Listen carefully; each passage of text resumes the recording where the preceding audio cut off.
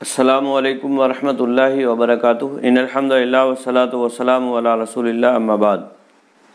اعوذ باللہ من الشیطان الرجیم، بسم اللہ الرحمن الرحیم۔ وما علمناہ الشعر وما ينبغی لہ ان هو الا ذکر وقرآن مبین لینذر من کان حیا ویحق القول علی الکافرین۔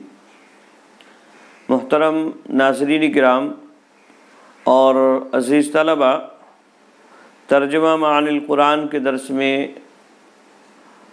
آپ کا خیر مقدم ہے۔ سورہ یاسین کی 2 آیات میں نے آپ حضرات کے سامنے پڑھی ہیں۔ انہی آیات کی روشنی میں آج کا درس ہوگا انشاءاللہ العزیز۔ اللہ رب العالمین نے اس آیت کریمہ میں نبی اکرم صلی اللہ علیہ وسلم کو شعر اور شاعری سکھائے جانے کی نفی کی ہے، اور یہ بتلایا ہے کہ ہم نے ان کو اشعار نہیں سکھائے ہیں۔ چنانچہ اللہ رب العالمین فرماتا ہے وَمَا عَلَّمْنَاهُ الشِّعْرَ، اور ہم نے نہیں سکھایا ان کو، وَمَا عَلَّمْنَاهُ، اور ہم نے نہیں سکھایا ان کو، الشِّعْرَ، شعر، یعنی ہم نے ان کو شعر نہیں سکھائے ہیں نبی اکرم صلی اللہ علیہ وسلم۔ شعر کلام موزون جو بالارادہ تیار کیا جاتا ہے، بنایا جاتا ہے۔ 2 طرح کے کلام ہوتے ہیں، ایک نثر ہوتا ہے، ایک شعر ہوتا ہے۔ تو نثر جو عام بول چال میں ہم اور آپ سارے لوگ استعمال کرتے ہیں یا اسی طرح سے بولتے ہیں یا لکھتے ہیں، تو یہ نثر ہے۔ اور اسی طرح سے کبھی کبھی اشعار میں بات کی جاتی ہے یا اشعار کہے جاتے ہیں، باوزن کلمات ادا کیے جاتے ہیں، مقفع اور مسجع، اور بالارادہ، تو بالارادہ مقفع اور مسجع جو موزون کلام ہوتا ہے اسے شعر کہا جاتا ہے۔ آئی بات میں؟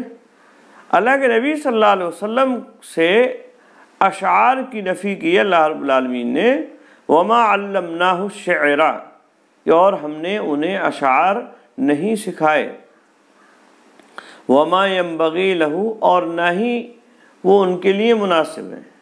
انبغا سے مضارع کا صیغہ ہے، اور اس کا معنی ہوتا ہے انبغا ینبغی کا مناسب ہونا، لائق ہونا، اور وما ینبغی یعنی مناسب نہیں ہے ان کے لیے۔ آئی بات میں؟ وما ینبغی اے لا یلیق لہ، یعنی ان کے لیے مناسب نہیں ہے، ان کے لیے لائق نہیں ہے۔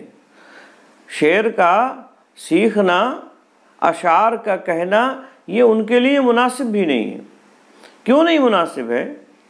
مناسب اس لیے نہیں ہے کہ شاعر عام طور سے افراط اور تفریط سے کام لیتے ہیں، تخیلات اور خیالات میں بہہ کر وہ ادھر کی ادھر ملاتے رہتے ہیں، تانے بانے ملاتے رہتے ہیں، اور اس چکر میں ایسی باتیں بھی کہتے ہیں جو خلاف واقع ہوتی ہیں، حقیقت کے برخلاف ہوتی ہیں۔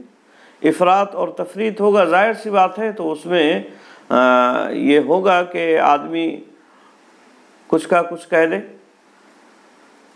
اور ظاہر سی بات ہے افراط اور تفریط یہ نبی اکرم صلی اللہ علیہ وسلم کی شان کے لائق نہیں ہے۔ آپ صلی اللہ علیہ وسلم جھوٹ نہیں بولتے ہیں۔ آئی بات میں؟ تو اشعار ہم نے انہیں نہیں سکھائے ہیں، شعر ہم نے انہیں نہیں سکھائے ہیں، اور نہ ہی وہ ان کے لائق ہیں، کیونکہ ان کا مزاج ہی یہ نہیں ہے کہ وہ افراط اور تفریط سے کام لیں یا لوگوں کو جھوٹی بات بتلائیں۔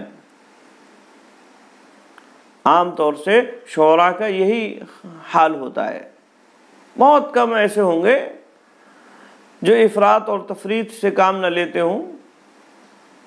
تو بہرحال یہ اشعار ہم نے نبی کو نہیں سکھائے، اور اسی طرح سے نہ ہی وہ ان کے لائق ہیں اور نہ ہی وہ ان کے لیے مناسب ہیں۔ ان ہوا الا ذکر و قرآن مبین، ان ہوا، ان نافیہ ہے، نہیں ہے وہ، یعنی قرآن مجید یا جو آپ پر وحی کی جاتی ہے، نہیں ہے وہ مگر ایک نصیحت اور واضح قرآن، نہیں ہے وہ مگر ایک نصیحت اور واضح قرآن، یعنی جو آپ کی طرف وحی کیا جا رہا ہے، یا اسی طرح سے جو کلام آپ پیش کرتے ہیں قرآن مجید کی شکل میں، وہ تو صرف ایک نصیحت ہے اور واضح قرآن ہے، اشعار نہیں ہے۔ نبی اکرم صلی اللہ علیہ وسلم جو وحی لوگوں کے سامنے پیش کرتے تھے اور ان کے سامنے اللہ رب العالمین کا کلام بیان کرتے، تو کفار اور مشرکین مختلف انداز سے، مختلف بہانوں سے اسے رد کرنے کی کوشش کرتے تھے، اور اس کے لیے باتیں بناتے تھے کہ یہ ایسا ہے، ویسا ہے، یہ ہے کہ وہ ہے۔ انہی میں سے ایک بات یہ تھی کہ وہ قرآن کو شاعرانہ کلام کہتے تھے، اور نبی اکرم صلی اللہ علیہ وسلم کو شاعر کہتے تھے۔ آئی بات میں کہ یہ شاعر ہیں اور شاعرانہ کلام پیش کرتے ہیں، اور ان کا کلام سن کر لوگ ان کے گرویدہ ہو جایا کرتے ہیں۔ تو اللہ رب العالمین نے ان کے اسی اعتراض اور ان کی اسی بات کی تردید اس آیت کریمہ میں فرمائی اور کہا کہ ہم نے انہیں اشعار نہیں سکھائے ہیں، ہم نے شعر انہیں نہیں سکھائے ہیں، اور نہ ہی یہ ان کے لیے لائق اور مناسب ہیں۔ آئی بات میں کیوں نہیں ہے لائق اور مناسب؟ اس لیے لائق اور مناسب نہیں ہے کہ اشعار کہنے والے عموماً افراط اور تفریط سے کام لیتے ہیں اور ادھر ادھر کی ملاتے ہیں، جھوٹ ملا کر لوگوں سے پیسے وصول کرنے کی عموماً کوشش کرتے ہیں۔ اور ظاہر سی بات ہے نبی اکرم صلی اللہ علیہ وسلم کا یہ مزاج نہیں ہے کہ وہ حق کے خلاف بولیں، وہ حق بولتے ہیں۔ شاعری میں عام طور سے افراط اور تفریط ہوتا ہے، غلو ہوتا ہے، تو وہ غلو نہیں کرتے ہیں، افراط اور تفریط سے کام نہیں لیتے ہیں، ان کا یہ مزاج ہی نہیں ہے۔ آئی بات میں؟ اور یہی وجہ ہے کہ نبی اکرم صلی اللہ علیہ وسلم کو کبھی اشعار یاد نہیں ہوتے تھے۔ کبھی آپ صلی اللہ علیہ وسلم نے شعراء کے کلام پڑھنے کی کوشش کی، کوئی شعر آپ صلی اللہ علیہ وسلم نے پڑھا تو وہ وزن سے ہٹ گیا، وزن کے مطابق نہیں پڑھ سکے آپ صلی اللہ علیہ وسلم۔ احادیث میں کئی مثالیں اس بات کی آپ کو مل جائیں گی کہ آپ صلی اللہ علیہ وسلم نے کسی شاعر کے کلام کو پڑھا، لیکن وہ شعر وزن سے ہٹ گیا اور جس طرح سے شاعر نے کہا تھا اس طرح سے آپ صلی اللہ علیہ وسلم اس کلام کو نہیں ادا کر سکے۔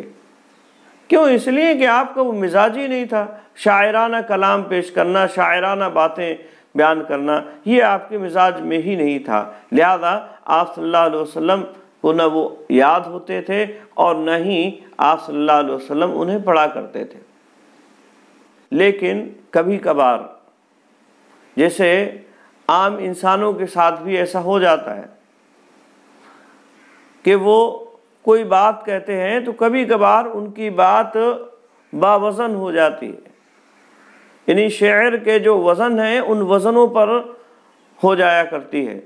تو ایسے ہی کبھی کبھار کوئی کلام اللہ کے نبی صلی اللہ علیہ وسلم کی زبان سے بھی اتفاقاً نکل گیا، یا قرآن مجید کی بعض آیات بھی باوزن ہو گئیں، لن تنالوا البر حتی تنفقوا مما تحبون، اس طرح کی آیات ہیں، تو یہ باوزن ہو گئیں، شاعری کے وزن پر ہو گئیں۔ یا اسی طرح سے جنگ حنین کے موقع پر اللہ کے نبی صلی اللہ علیہ وسلم کی زبان سے بے ساختہ نکل پڑے کلمات، آپ صلی اللہ علیہ وسلم نے وہاں اس موقع پر کہا انا النبی لا کذب انا ابن عبد المطلب، یعنی میں نبی ہوں، جھوٹ نہیں ہے اس میں، اور میں ابن عبد المطلب ہوں۔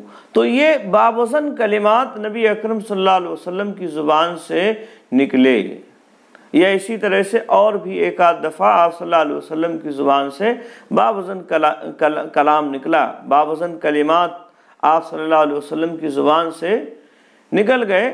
تو یہ ایک اتفاق کی بات تھی، جیسے عام لوگوں کے ساتھ بھی اتفاق ہوتا ہے، اور وہ کبھی کبھی باوزن کلمات کہہ دیتے ہیں، باوزن باتیں ان کی زبان سے نکل جاتی ہیں، مقفع اور مسجع۔ تو ایسے ہی ایک آدھ مرتبہ آپ صلی اللہ علیہ وسلم کی پوری زندگی میں 2-4 مرتبہ مشکل سے ملیں گے کہ آپ نے کوئی بات کہی اور اتفاقاً وہ باوزن ہو گئی۔ تو شعر کہنے کا ارادہ نہیں تھا آپ صلی اللہ علیہ وسلم کا، یا اسی طرح سے آپ نے وہ بالقصد شعر نہیں بنایا تھا، بس اتفاقاً آپ صلی اللہ علیہ وسلم نے ایک بات کہی اور وہ باوزن ہو گئی۔ تو یہ اس کے منافی نہیں ہے، یہ اس بات کے منافی نہیں ہے کہ اللہ رب العالمین نے جو فرمایا ہے کہ ہم نے آپ کو شعر نہیں سکھائے یا آپ کے لیے مناسب اور لائق نہیں، کیونکہ یہ تو اتفاقاً نکل گئے نا۔ اور شعر کا مطلب ہی یہ ہے کہ شاعر اسے باوزن بالارادہ، بالقصد و ارادہ اسے تیار کرتا ہے، اور وزن اس کے چیک کرتا ہے، دیکھتا ہے، نوک پلک اس کی درست کرتا ہے، اور لوگوں کے سامنے اسے بیان بھی کرتا ہے۔ تو باوزن ہوتا ہے، مقفع اور مسجع کلام ہوتا ہے، اور اسی طرح سے وہ کلام بالارادہ ہوتا ہے، بالقصد اور ارادہ ہوتا ہے، وہ یعنی ارادے کے ساتھ، باقاعدہ تیاری کے ساتھ بنایا جاتا ہے۔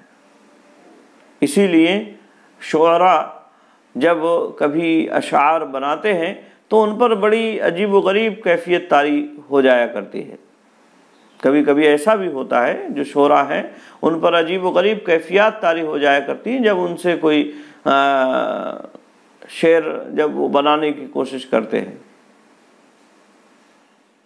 اور یہ بھی بعض لوگوں کو کہتے ہوئے سنا گیا کہ شعر بنانا بچے پیدا کرنے کی طرح سے، تو یہ بالقصد و ارادہ بنایا جاتا ہے۔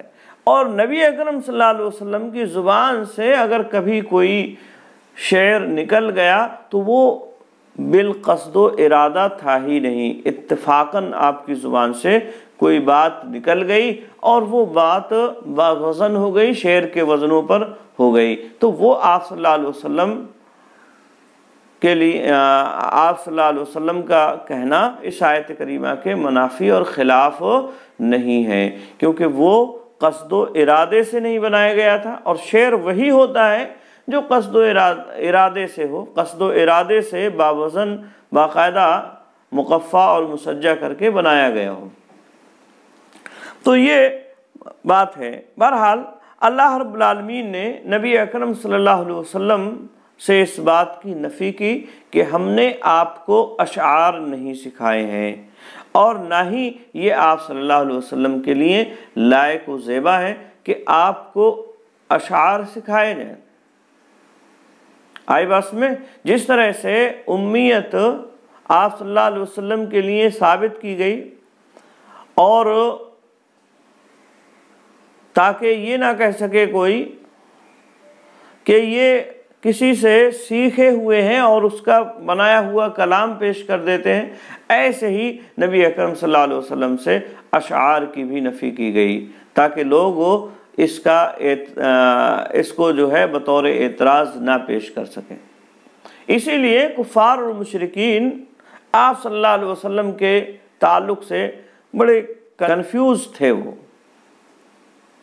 آپ صلی اللہ علیہ وسلم کے تعلق سے بڑے حیران و پریشان ایک طرح سے تھے۔ آپ کی دعوت کو وہ سنتے تھے، روکنا چاہتے تھے اس دعوت کو، لیکن کس طرح سے روکے، ان کے لیے یہ بڑی پریشان کن بات تھی۔ اسی لیے وہ طرح طرح کی باتیں کرتے تھے اور میٹنگیں آپس میں کرتے تھے کہ ان کے روکنے کے لیے کیا کیا جائے. تو کہتے کبھی کہ یہ شاعر ہیں، پھر خود ہی انکار کرتے نہیں یہ شاعر تو نہیں ہو سکتا ہے، یہ شاعرانہ کلام کا مجموعہ تو نہیں ہے، قرآن مجید یہ شاعری کی کتاب تو نہیں ہے. اس بات کا خود ہی انکار بھی کرنے شروع کر دیتے. پھر کہتے نہیں یہ شاعری نہیں ہے، یہ جادوگر ہیں. تو کبھی نبی اکرم صلی اللہ علیہ وسلم کو جادوگر کہتے، پھر خود ہی اس کا بھی انکار کرتے کہ نہیں جادوگر ایسا نہیں ہوتا ہے. پھر کہتے کوئی انہیں بیماری لاحق ہو گئی، ہمارے معبودوں نے انہیں کسی بھی بیماری میں، کسی بڑی بیماری میں مبتلا کر دیا ہے. اور کبھی کچھ اس طرح کی باتیں کرتے اور خود ہی اس کا انکار بھی کرتے. تو بہرحال یہ کفار اور مشرکین کے لیے بڑی مشکل کی بات تھی کہ آپ کی دعوت کو کس طرح سے روکا جائے.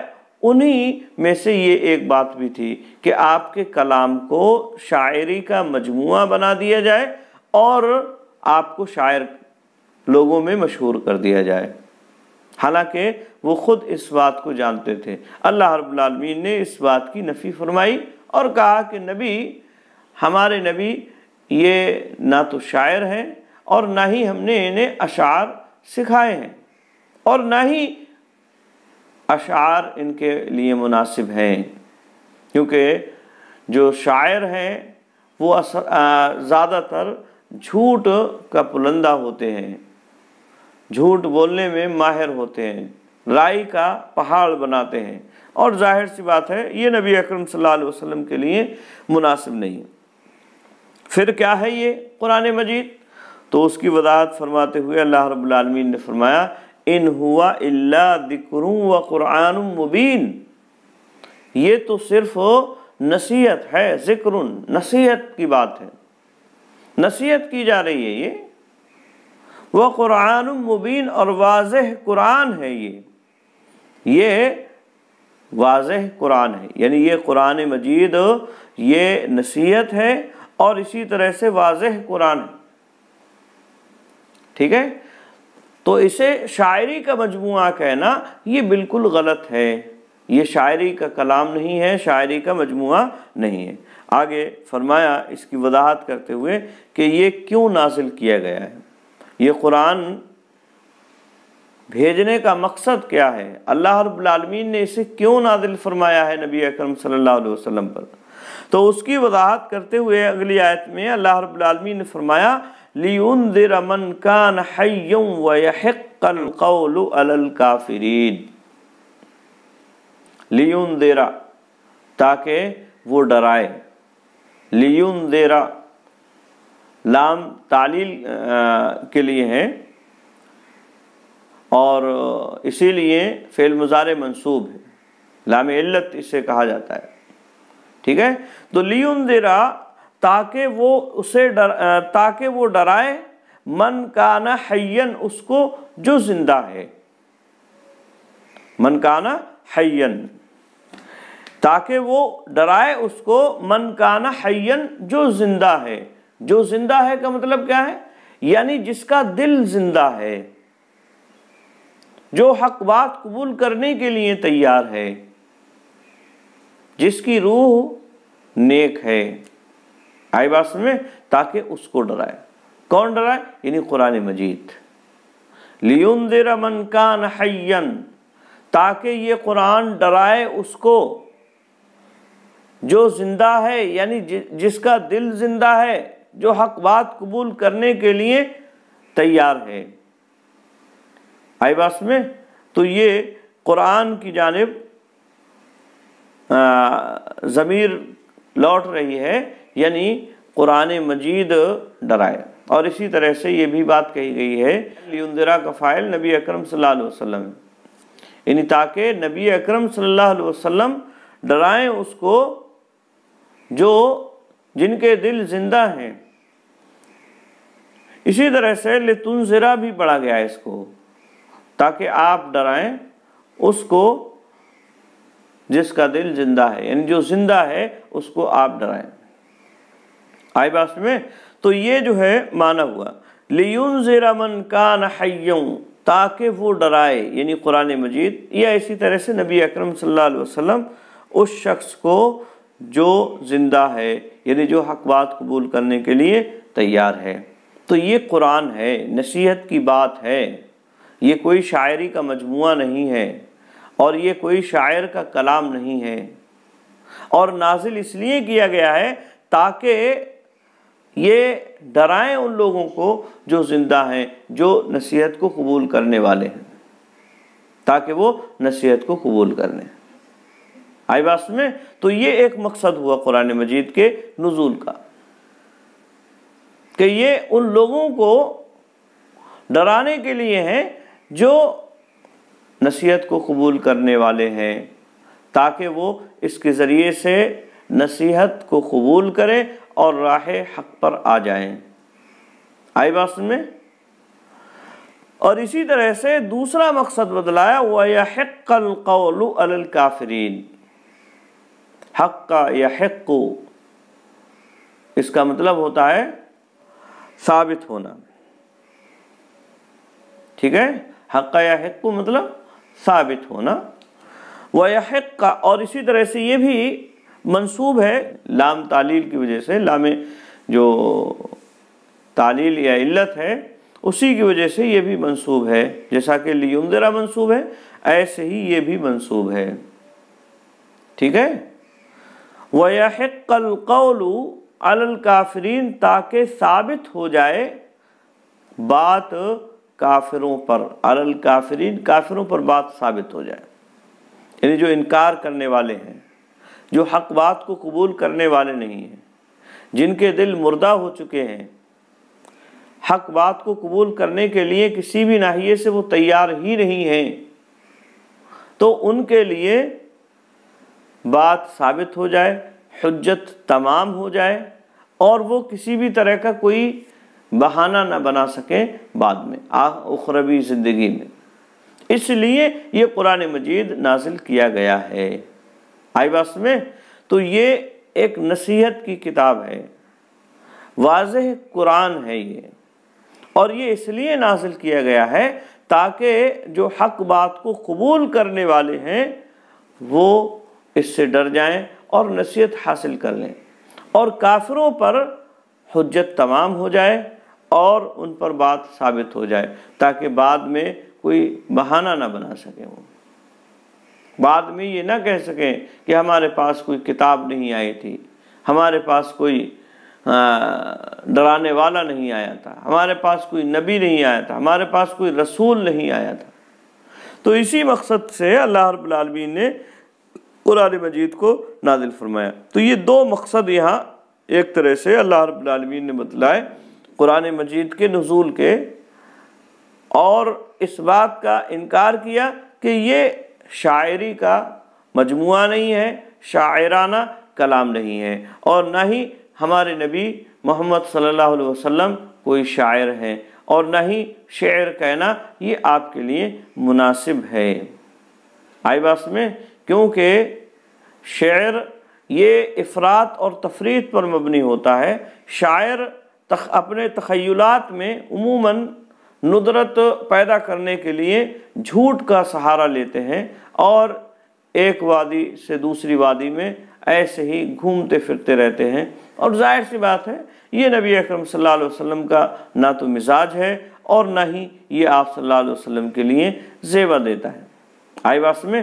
تو یہاں اللہ رب العالمین نے شعر کی اور اشعار کی نبی اکرم صلی اللہ علیہ وسلم سے نفی فرمائی ہے کہ آپ شعر نہیں جانتے، اور یہی وجہ ہے کہ آپ صلی اللہ علیہ وسلم کو اشعار نہ تو یاد ہوتے تھے، اور اگر آپ نے کبھی پڑھنے کی کوشش کی کسی شاعر کے کلام کو تو اس میں وزن آپ صلی اللہ علیہ وسلم سے ہٹ گیا، اور آپ صلی اللہ علیہ وسلم باوزن کلام نہیں پڑھ سکے۔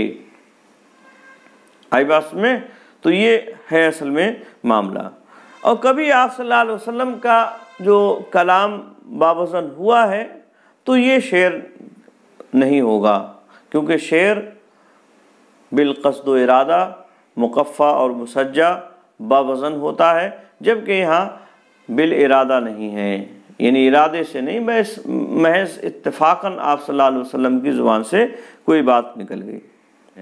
امید ہے بات سمجھ میں آئی ہوگی۔ آج کے لیے بس اتنا ہی۔ السلام علیکم ورحمۃ اللہ وبرکاتہ۔